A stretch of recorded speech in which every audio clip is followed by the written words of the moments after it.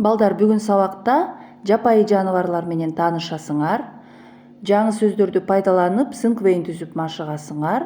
Мындан ары дагы өз алдынча иштегенге көнүгө бересиңер. Сегодня вы познакомитесь с дикими животными, будете тренироваться составлять синквейн и дальше будете учиться работать самостоятельно. Бүгүнкү сабактын темасы жапайы жаныбарлар. Теперь обратите внимание на новые слова.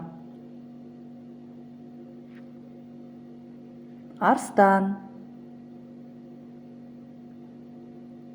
жолборс, аю, карышкыр, пиль,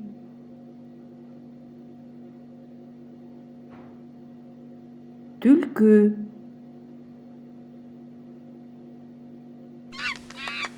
маймыл, илбирс, аркар. Эми берилген сөздөр менен өз алдынча синквейн түзгүлө. Теперь данными словами составьте синквейн. Синквейн түзүп бүткөндөн кийин жаңы сөздөрдү сөздүк дептериңерге жазып алгыла.